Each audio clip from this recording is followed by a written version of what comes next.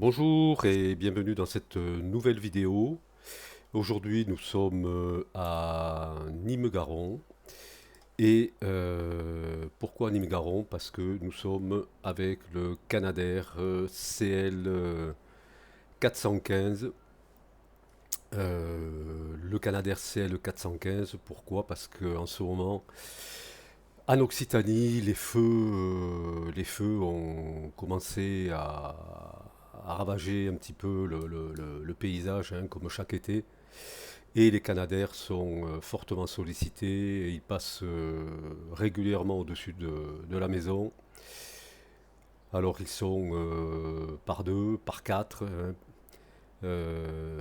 et ils vont attaquer des incendies. Alors là, on ne va pas traîner parce qu'il y a un incendie qui s'est déclaré au nord-est de Nîmes. Donc on va démarrer l'appareil assez rapidement pour pouvoir se rendre sur les lieux et aider les pompiers du SDIS, hein, du service départemental d'incendie et de secours.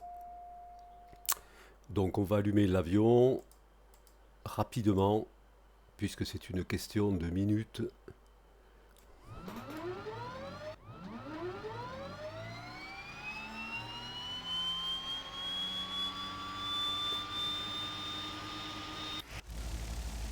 Alors le moteur gauche est allumé, les pompes, starter.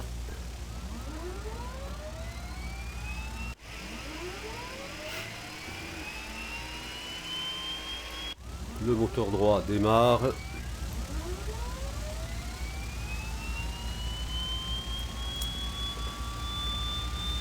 Les générateurs, anti-collision, navigation, 7002 au transpondeur. Voilà. Un cran de volet. Et on est parti pour décoller. Alors, vous connaissez le principe de cet avion. Quand il décolle, il n'est pas rempli d'eau. Il va falloir aller écoper. On appelle ça l'écopage. Et la chance que nous avons, c'est qu'entre nous et l'incendie, il y a le Rhône. Donc on va aller écoper sur le Rhône et se diriger ensuite vers le lieu d'intervention.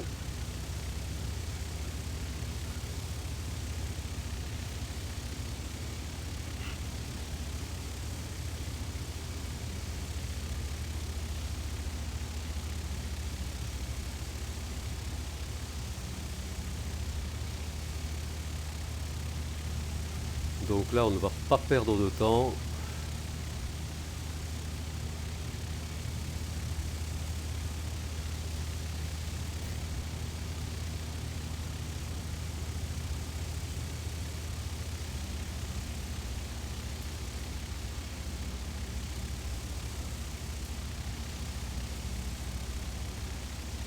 On va décoller.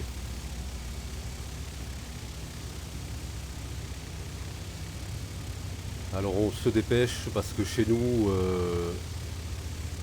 le Mistral se lève fréquemment le matin et là il est prévu qu'il souffle à 40 km/h. Donc bien évidemment c'est un ennemi quand on combat le feu. Voilà, on monte la puissance, on ne rentre pas dans le. On reste dans le vert, on ne rentre pas dans le rouge, on décolle.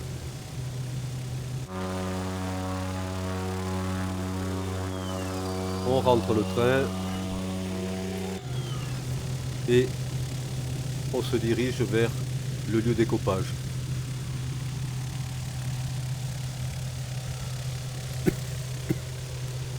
On rentre les volets, on tire sur le manche parce que l'avion vraiment a tendance à piquer.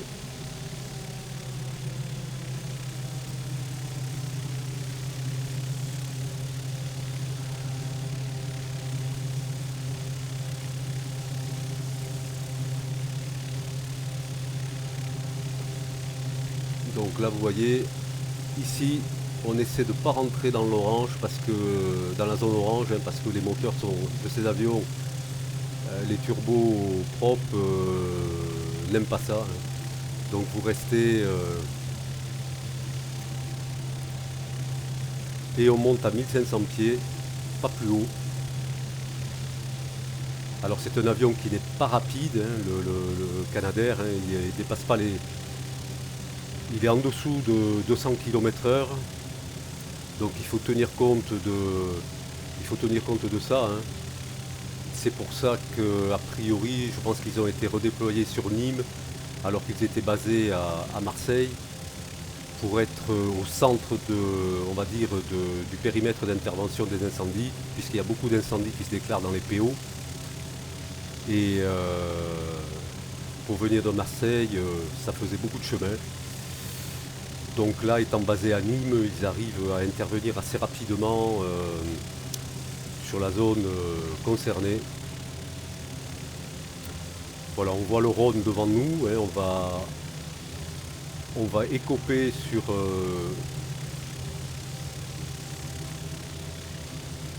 à cet endroit. Alors pour l'écopage, le principe, la première chose, bien évidemment, comme on descend très bas avec un Canadair, il faut surtout faire attention aux lignes à haute tension, puisqu'il y en a beaucoup ici. Ça c'est la première chose. Ensuite il faut un plan d'eau avec à minima 1,50 m d'eau pour que ce soit jouable, hein, pour l'avion. Bon là il n'y aura pas de problème. Et grosso modo il faut que l'avion puisse tenir une quinzaine de secondes pour écoper. Donc je pense que là on aura la place, hein. Donc on va commencer à descendre. Alors pour l'écopage il faut se présenter à une vitesse de 90 kT, 15 degrés de volée, tranquillement, et voilà, et toucher la surface de l'eau le plus doucement possible. Donc on va préparer l'avion pour l'écopage. Hydraulique, électrique, les sondes sont activées. Voilà. Et là, ici, on prépare les soutes pour écoper, donc les écopes, hein, qui sont sous le ventre de l'avion. C'est pas très gros comme orifice, hein. Voilà, donc là on va descendre, on est un peu trop haut, mais bon, on a de la surface d'eau devant nous, hein, si on prend bien ces méandres en ligne droite.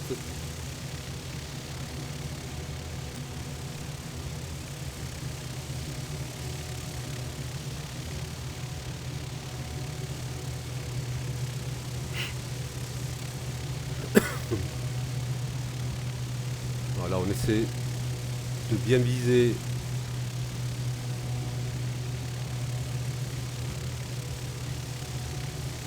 Vous voyez, à gauche là, il y a une ligne électrique, donc attention, une cheminée, on la contournera. Voilà, on va arriver.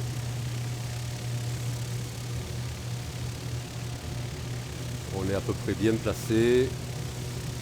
On va bien s'aligner et on laisse descendre l'avion 100 pieds. On va ralentir un petit peu. On va casser la vitesse. Voilà, on est à 100 pieds. 100 pieds. On casse la vitesse, on descend. On descend.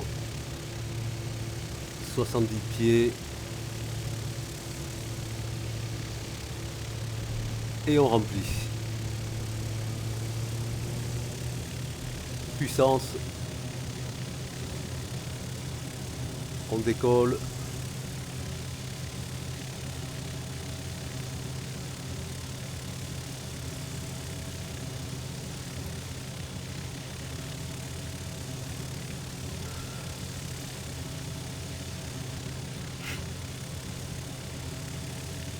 On rentre le volet et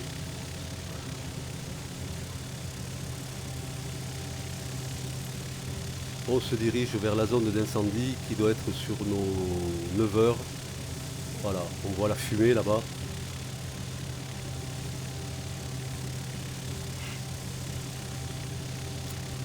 Alors le principe, c'est le moment le plus dangereux. On va monter à 1200 pieds, hein. Alors les, les pompiers au sol nous ont prévenu que le feu était dans une combe, mais il avait passé la crête de cette combe, il descendait vers le village. Qu'il fallait faire attention parce que dans la fumée, il y avait comment dirais-je, un pylône, une antenne qui était présente, donc il va falloir faire attention. Donc ce que l'on va faire, c'est on va faire un passage à basse altitude pour voir d'une part où sont les pompiers, parce qu'on va lâcher 6 tonnes d'eau, et il ne faudrait pas lâcher 6 tonnes d'eau sur des pompiers, bien sûr. Ensuite, on va regarder où se situe le foyer principal. Et on fera donc, et en plus, il faut regarder un petit peu les obstacles, parce qu'encore une fois, je vous l'ai dit, il y a plein de lignes à haute tension. Donc on va faire attention à tout ça. Vous voyez, il y a du vent, le Mistral se lève un peu, ça bouge.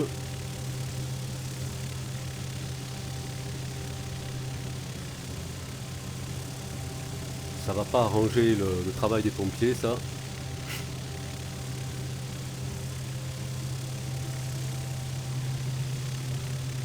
Allez, on va casser la vitesse.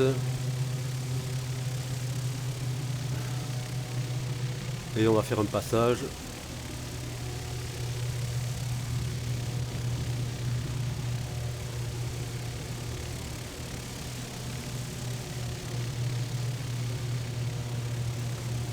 On va sortir les volets.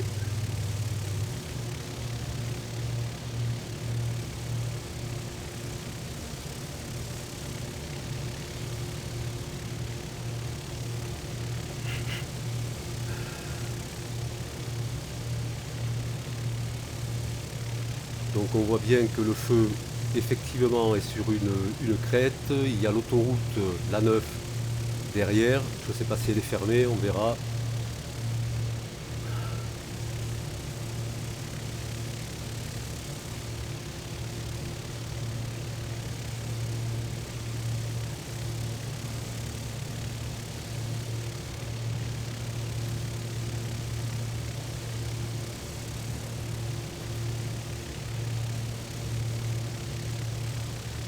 Alors attention,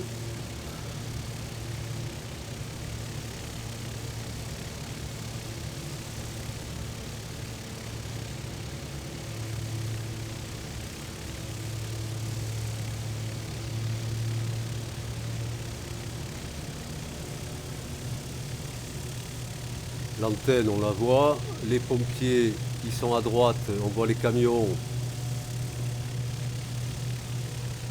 l'antenne est là.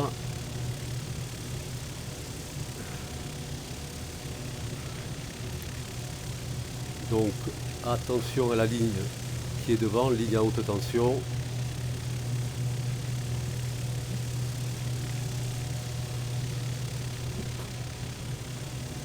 On va tourner.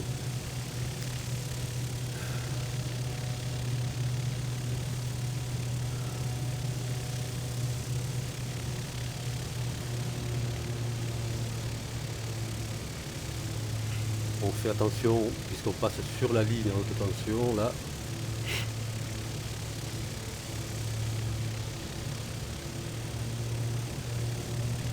Attention à la vitesse.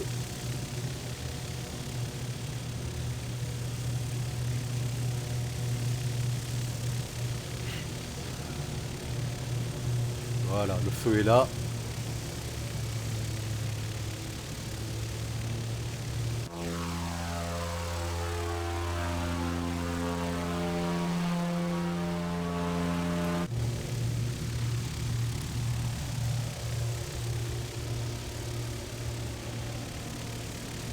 On va larguer. On largue.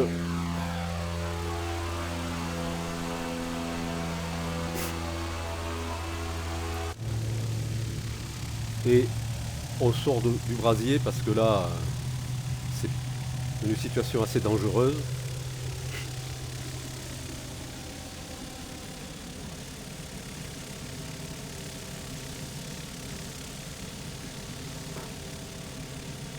Alors ce qu'on va faire, c'est ce que je vais faire là ne se passe pas dans la réalité, mais j'ai un réservoir de retardant que je vais larguer sur une autre zone de l'incendie, et notamment du côté de l'autoroute, puisque l'autoroute a priori n'est pas fermée.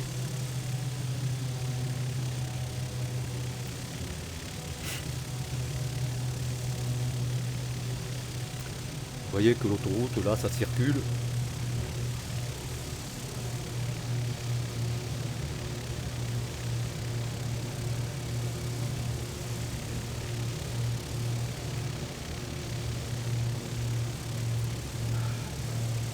Alors le retardant, ici vous avez un bouton que vous mettez comme ça.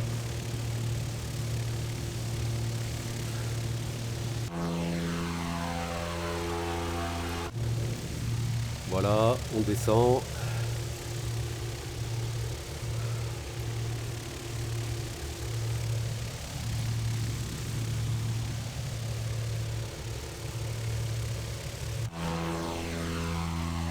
Voilà, le retardant descend.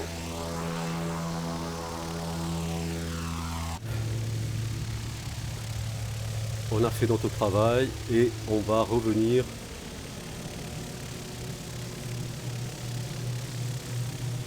sur Nîmes-Garon.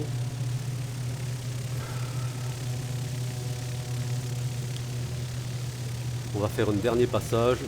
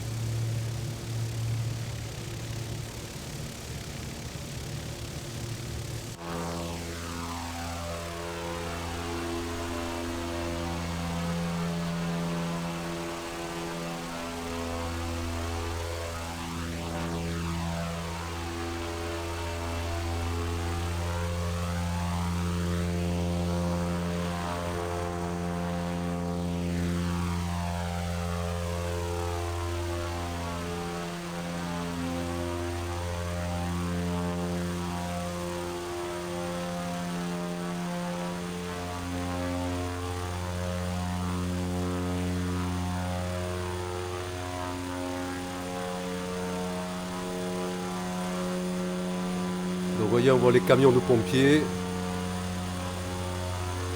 à droite, en bout d'aile, les pompiers sont là.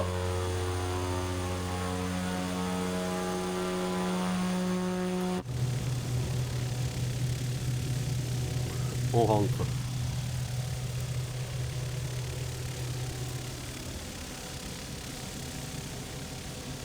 Alors il faut savoir que les Canadair CL415, bon, comme je vous l'ai dit, ne sont pas très rapides. Dans le cadre des supports aériens aux pompiers, on a les Canadair, on a les Dash, on avait les trackers, mais les trackers ont été retirés du service. Les Dash sont un peu plus puissants puisqu'ils ont une vitesse supérieure à 200 km/h. Grosso modo, un Dash pour faire Montpellier-Bordeaux met 1 heure, un Canadair met 2 heures, et le Dash il emporte 10 tonnes d'eau. Donc vous voyez que le Canadair quand même a quelques faiblesses en tant qu'avion. Alors du coup, je me suis laissé dire qu'il y avait un avion qui était en cours de construction qui s'appelle la Frégate, du côté de la base d'Istres. Cet avion est construit par une société française et cet avion, dans les 5 ans à venir, devrait remplacer les Canadair, puisque le problème des Canadair, c'est qu'il y en a beaucoup qui sont en maintenance. Donc il y en a deux, en gros je crois qu'il y en a 12, il y en a 2 qui sont en Corse, il y en a 5 opérationnels, 5 ou 6, hein, et le reste est en maintenance. Donc c'est vrai que comme appui aérien, c'est pas très lourd. C'est pour ça que parfois les SDIS, hein, les services départementaux d'incendie et de secours font appel à des hélicoptères Dragon, ou alors, comme le SDIS 34, on a des... Je crois que le SDIS 34 loue des trash, des avions trash 710, qui sont des petits avions d'intervention rapide sur des feux qui démarrent pour éviter d'avoir à appeler le Canadair. Ce que je ne vous ai pas dit sur le largage de l'eau, hein, c'est que le largage se fait en 3 parties. Hein. Il y a une éjection de l'eau, ensuite il y a une fragmentation de cette eau qui sort des cuves et une dispersion. Alors bien évidemment, la dispersion, il faut arriver à ce que l'eau impacte de la même manière sur la surface la plus large possible le feu, puisque si on concentre l'eau qu'à un endroit, mettons sur 50 mètres, les effets sur le feu sont assez minimes. Hein.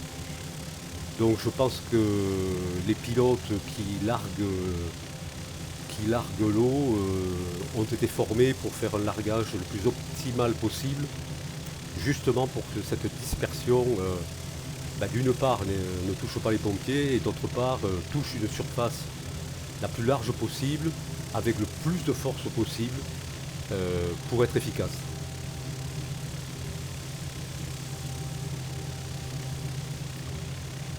Que vous dire d'autre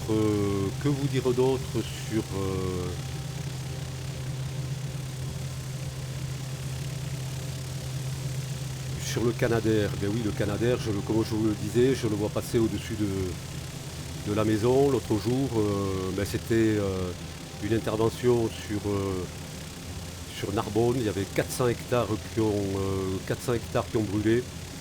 Alors bien évidemment, l'homme est souvent à l'origine des feux, hein, et en l'occurrence là c'est un commerçant qui revenait d'un mariage et qui transportait un barbecue dans sa remorque, et le feu dans le barbecue n'était pas éteint, et bien évidemment avec le vent sur l'autoroute, le feu s'est réactivé dans le barbecue et il s'est propagé à la garrigue tout le long de l'autoroute. Du coup, évacuation de camping, village, bon bref. Donc c'est déjà dommageable, mais ce qui est le plus déplorable, c'est que quand les policiers ont arrêté l'individu, eh bien ils se sont rendus compte que c'est un individu qui conduisait sans permis, qui avait déjà été arrêté pour conduite sans permis, sous l'effet de cannabis. Voilà. Voilà à quoi nous sommes soumis l'été dans notre région. C'est un véritable fléau. Hein,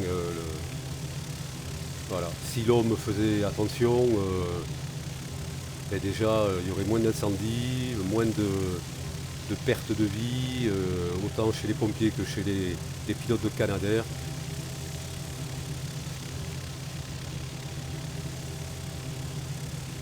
Alors on va intégrer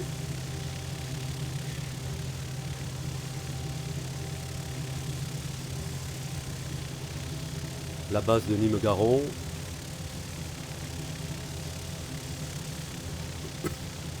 On va faire une main droite sur la piste.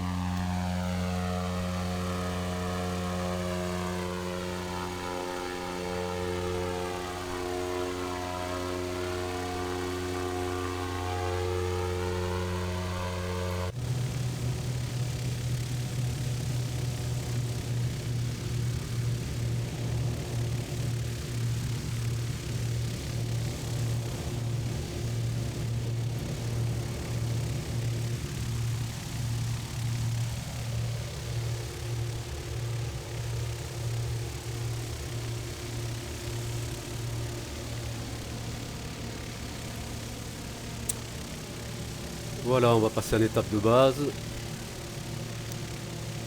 On sort un cran de volet.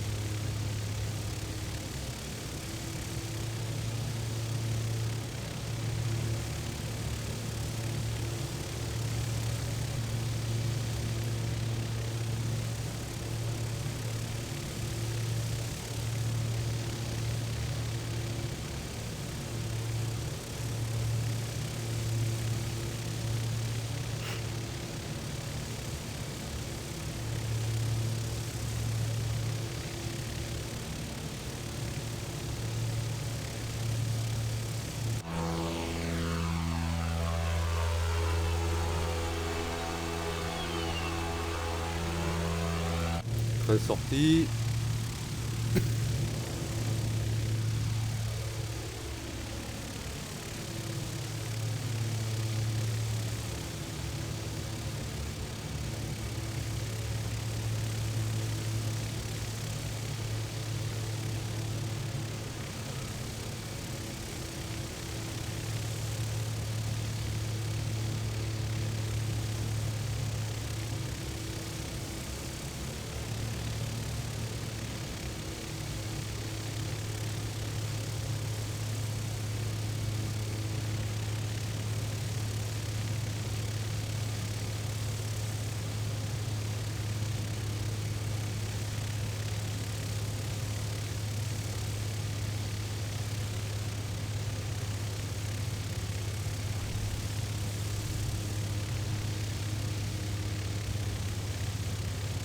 Voilà.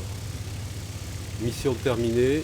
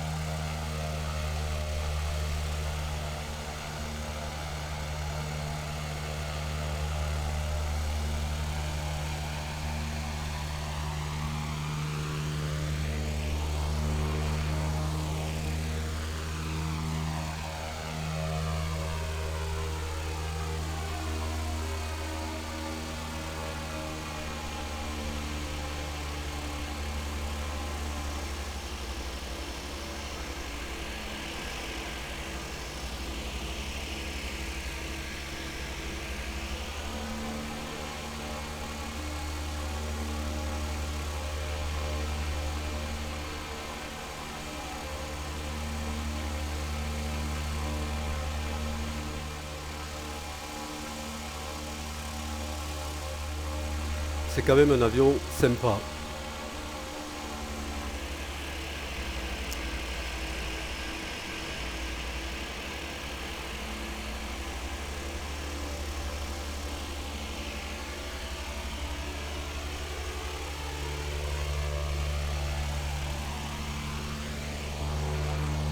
Voilà. On se parque devant les hangars.